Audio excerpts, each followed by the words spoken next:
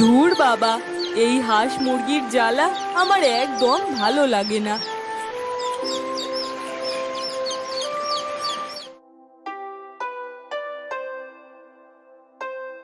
কি রে মা, তাড়াতাড়ি খা।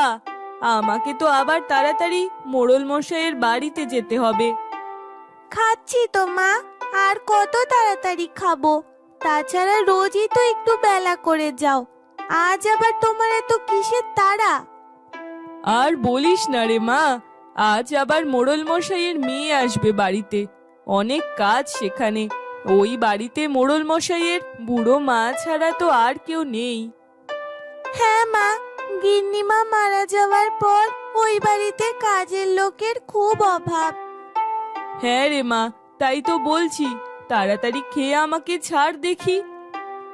আচ্ছা মা, তাহলে তো আজ ওই বাড়িতে অনেক ভালো মন্দ খাওয়া দাওয়া হবে, তাই না মা? হ্যাঁ রে মা, বড় লোকের ব্যাপার স্যাপারই আলাদা। তাড়াতাড়ি খা দেখি, তোকে না খাইয়ে তো আমি যেতেও পারছি না। আচ্ছা মা, আজ কি কি রান্না হবে ওখানে? কি জানি রে মা, এখনো সেসব জানি না। তবে নানা রকম পিঠা পুলি হবে শুনেছি। পিঠা পুলি? কি কি পিঠা হবে মা?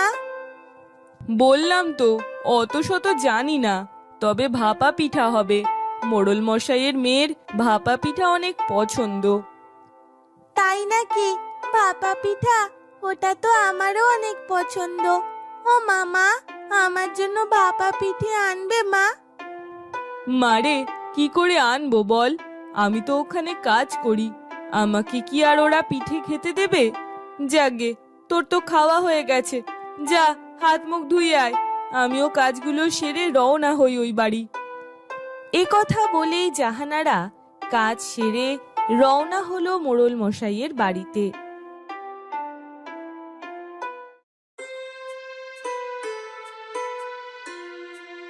এ কি রে জাহানারা, এতক্ষণে তোর আসার সময় হলো? বাড়ি ভর্তি কত কাজ। আজ কতদিন পর মেয়েটা বাড়িতে আসবে বলতো? এসব নিয়ে আপনি একদম চিন্তা করবেন না মোড়ল মশাই, আমি সব সামলে নেব। হ্যাঁ হ্যাঁ, তাই কর। মা মরা মেয়ে আমার, দেখি সাদর আপ্যায়নে যেন কোনো ত্রুটি না থাকে।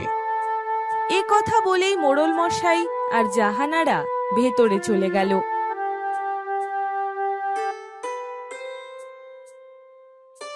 কই রে জাহানারা, এসেছিস? এই তো চাচিমা, চলে এসেছি। এবার শুধু আপনি বলুন কি কি করতে হবে। সেসব পরে হবে খন, যা দেখি আগে ঢেকিতে গিয়ে চালগুলো গুঁড়ো করে আন। আমিও দেখি ছেলেটাকে বলে কাউকে দিয়ে গাছ থেকে নারকেলগুলো পাড়া যায় কিনা। হ্যাঁ চাচিমা, তাই যান। আর হ্যাঁ, বাজার থেকে ভালো পাটালি গুঁড়ো আনাতে হবে। সেসব আমি দেখছি, তুই আগে যা দেখি, গিয়ে ঢেকি থেকে চালগুলো গুঁড়ো করে আন। কই রে হারু, কোথায় গেলি? এসব বলেই মোড়ল মশাইয়ের মা বাইরে চলে গেল, আর জাহানারাও ঢেকি ঘরে চলে গেল চাল গুঁড়ো করতে।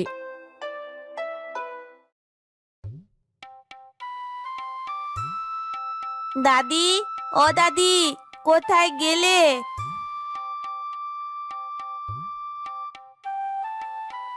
আরে দিদি ভাই, তুই চলে এসেছিস?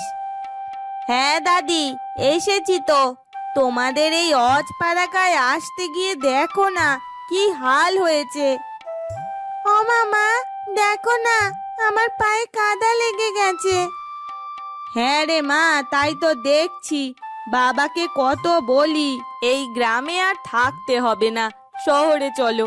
কে শোনে কার কথা? কি যে বলিস দিদি ভাই, এই গ্রামেই তো শান্তি। ওই শহরে গেলে তো আমাদের দম বন্ধ হয়ে যাবে। এসব বলো না তো দাদি, এসব শুনলে আমার গা জ্বলে যায়। আরে মা লায়লা, এসে গেছিস? হ্যাঁ বাবা, এইমাত্রই আসলাম। এই যে দিদি ভাই, কেমন আছো?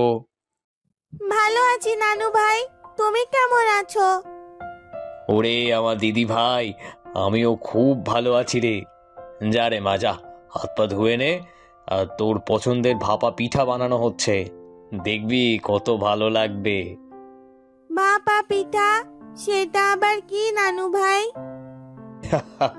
সেটা দেখবি, সেটা খুব স্বাদের একটা খাবার। দেখো বাবা, তুমি তো জানোই এখন আর ওসব মিষ্টি টিষ্টি আমার তেমন ভালো লাগে না। কি বলিস রে মা, আমি তো আরো তোর জন্যই এত আয়োজন করলাম। যাকগে, তুই যা হাত পা ধুয়ে নে। আর দিদি ভাই, তুমি আমার সাথে চলো, বুঝলে? তোমাকে আজকে গ্রামটা ঘুরিয়ে দেখাবো। এই বলে মোড়ল মশাই আয়েশাকে নিয়ে বাইরে চলে গেল। ওদিকে জাহানারা ঢেকিতে চাল গুঁড়ো করছিল। তাড়াতাড়ি গুঁড়োগুলো হয়ে গেলে তাহলে শান্তি, নইলে আবার দেরি হয়ে যাবে। কি রে জাহানারা, তোর চাল গুঁড়ো করা হলো? এই তো চাচি, হয়ে গেছে। বেশ বেশ, ওদিকে তো লায়লারাও চলে এসেছে। এই ধর তোর নতুন গুড়ের পাটালি। এই যা, নারকেলগুলো তো ভাঙা হয়নি। আচ্ছা চাচি, আপনি কাউকে দিয়ে নারকেলগুলো ভাঙান, আমিও যাই। চাল গুঁড়ো হলে রান্নাঘরে গিয়ে চুলাটা ধরাই। তাই যা মা, আমারও তো পিঠে খাওয়ার লোভে জিভটা কেমন লক লক করছে। হে হে হে হে। হা হা হা, সত্যি চাচিমা, আজ বাচ্চাদের সাথে সাথে আপনিও কেমন বাচ্চা হয়ে উঠেছেন। এই তো সব গুঁড়ো হয়ে গেছে, যাই আমি রান্নাঘরে যাই। এই বলে জাহানারা রান্নাঘরে গিয়ে চুলা ধরালো। এই নে রে মা, নারিকেল ভাঙা হয়ে গেছে। এবার নারিকেলগুলো ভালো করে কুড়িয়ে নে, তাহলেই তো পিঠের স্বাদ বাড়বে। হ্যাঁ চাচিমা, ঠিকই বলেছেন। ভাপা পিঠের আসল স্বাদ তো ওই নারিকেলেই। তা যা বলেছিস, যত সময় যাচ্ছে লোভটা যেন জাকিয়ে বসছে। নে নে, তাড়াতাড়ি সব করে ফেল দেখি, আমি বরং ওদিকটা খোঁজ নিয়ে আসি। এই বলে মোড়ল মশাইয়ের বুড়ি মা সেখান থেকে চলে গেল। আহারে, এই বাড়িতেই আজ আমি নিজের হাতে কত পিঠে বানাবো, অথচ নিজের মেয়ের মুখেই একটা পিঠে দেওয়ার ভাগ্য হবে না। হায় আল্লাহ, এই কি ছিল কপালে! এইসব ভেবে জাহানারার চোখ ছলছল করে উঠল। তখনই লায়লার ছোট মেয়ে আয়েশা দৌড়ে সেখানে এসে বলল, কোথায় কোথায় ভাপা পিঠা, আমি খাবো। এ কি আয়েশা, তুই এখানে এসেছিস? এসো মা, এখানে এসো। না না, আমার মেয়ে চুলার কাছে কেন যাবে? ওখানে গেলে আগুনের তাপে আমার মেয়ের গায়ের রং কালো হয়ে যাবে।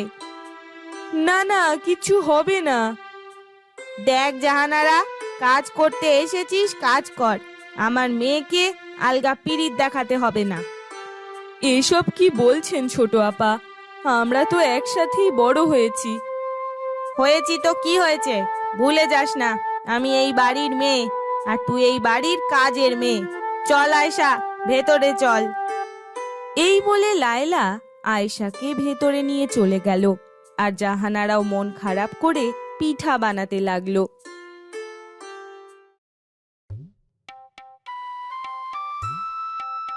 আরে আরে জাহানারা, কি করেছিস রে মা? নতুন গুড়ের গন্ধে সারা বাড়ি একেবারে ম ম করছে তো। বোঝাই যাচ্ছে আজ তোর ভাপা পিঠা কত ভালো হয়েছে। কিরে লায়লা, বসে আছিস কেন? খেয়ে দেখ না একটা। সত্যি বাবা, তোমাদের জ্বালায় আর পারি না। বললামই তো এসব মিষ্টি খাবার আমি এখন খাই না। এসব খেলে আমি আবার মোটা হয়ে যাব। ছি দিদি ভাই, এসব বলিস না। তোর বাবা তুই ভালো খাস দেখে কত শখ করে সব জোগাড় করেছে, আর তুই বলছিস খাবো না? থাক মা থাক, ও এখন শহরে থাকে, ওখানকার ব্যাপারই আলাদা। মা খাবে না তাতে কি হয়েছে, আমি তো খাবো। দাও নানু ভাই, আমাকে একটা পিঠা দাও। আমার লক্ষ্মী দিদি ভাই, এই নাও, তোমার যত ইচ্ছে তত খাও। আয়েশা ভাপা পিঠা মুখে দিয়েই বলল, সত্যি নানু ভাই, এত স্বাদের পিঠা আমি কখনো খাইনি। ও মা, একটা খেয়েই দেখো না। এই বলে আয়েশা লায়লাকে একটা পিঠা খাইয়ে দিল। সেটা খেয়ে লায়লা মনে মনে বলল, আরে তাই তো। কি রে দিদি ভাই, কেমন লাগছে? কেমন আবার লাগবে, তোমরা এত কষ্ট করে বানিয়েছো, না খেলে তো মন খারাপ করবে। দে জাহানারা, আমাকে আর কখানা পিঠা দে দেখি। এই নাও ছোট আপা, তোমার যত ইচ্ছা তত খাও। শুধু ওকে দিলেই হবে? তুইও তো অনেক কষ্ট করলি মা, তুইও খা। এই বলে মোড়লের মা জাহানারার দিকে একটা পিঠা এগিয়ে দিল। সেটা দেখে জাহানারা মনে মনে ভাবল, না না, এটা আমি খাবো না। মেয়েটা কত শখ করে ভাপা পিঠা খেতে চাইলো। যাই, আমি বরং এটা বাড়িতে নিয়ে যাই, এটা না হয় মেয়েকেই দেব। কি রে জাহানারা, এত কি ভাবছিস? খা পিঠাটা। না মোড়ল মশাই, অনেক দেরি হয়ে গেছে, এটা না হয় আমি বাড়িতে নিয়ে যাই, ওখানে গিয়েই খাবো। বেশ বেশ, যা ইচ্ছা তাই কর, কাল সকালে আবার তাড়াতাড়ি চলে আসিস। আচ্ছা মোড়ল মশাই, তাহলে আমি এখন আসি। এই বলে জাহানারা সেখান থেকে চলে গেল।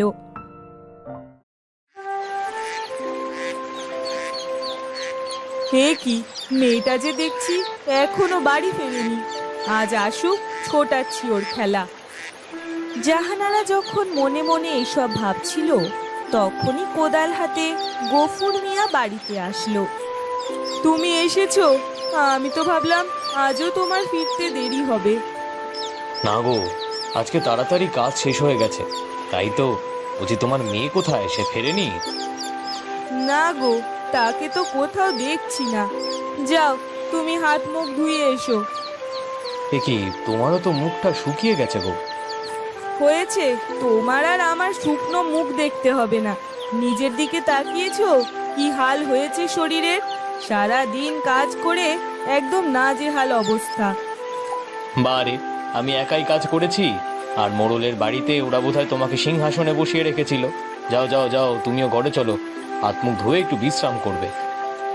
এই বলে গফুর মিয়া আর জাহানারা দুজনেই ঘরে চলে গেল।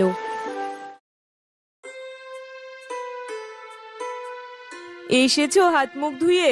এই নাও, ওই বাড়ি থেকে একটা পিঠা এনেছিলাম, অর্ধেকটা তুমি খাও, বাকিটা সাদিয়া এলে ও খাবে। আর তুমি? বারে, আমি কি আর না খেয়ে আছি নাকি? ও বাড়িতে আমি অনেক পিঠা খেয়েছি। শোনো গিন্নি, আমাকে মিথ্যা গল্প শুনিও না। আমি ভালোই জানি ওরা তোমায় কত খাইয়েছে, আমাদেরকে খাওয়াবে বলে যত সব মিথ্যে কথা, তাই না? যাগে, ওই তো অতটুকু পিঠা, তুমি বরঞ্চ ওটা আমাদের সাদি আমার জন্য তুলে রেখে দাও। সত্যি, তুমি আমার মুখ দেখে সব বুঝে যাও। কম বছর তো হলো না সংসারে। যাগে, যাও, পিঠাটা বরং রান্নাঘরে সাবধানে রেখে এসো, সাদিয়া এলে তখন খেতে দেবে। গফুর মিয়ার কথায় জাহানারা পিঠাটা রান্নাঘরে রেখে এলো।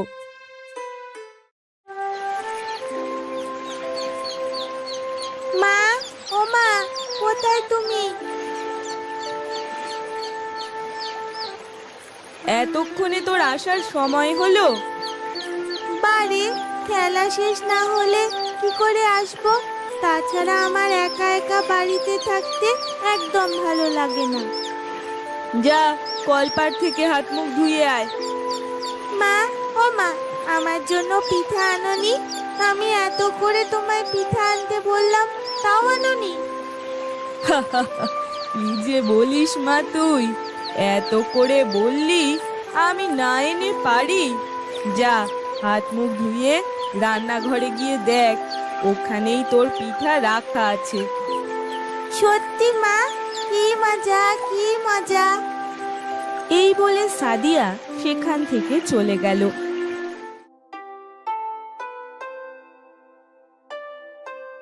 এ কি, এখানে বিড়াল এলো থেকে? আর আমার পিঠা? মা, ও মা! সাদিয়ার চিৎকারে জাহানারা রান্নাঘরে গিয়ে বলল, কি রে, চেঁচাচ্ছিস কেন? এই দেখো মা, রান্নাঘরে এই বিড়ালটা বসে আছে, আর তুমি না বললে এখানে পিঠা রাখা আছে? কোথায় পিঠা? আরে তাই তো, এখানেই তো বাটিটা রাখা ছিল। হায় হায় রে, তাহলে নির্ঘাত এই বিড়ালটাই পিঠা খেয়েছে। হায় আল্লাহ, একটা ভাপা পিঠে খেতে চাইলাম, তাও কপালে জুটলো না। এই বলে সাদিয়া কাঁদতে লাগলো।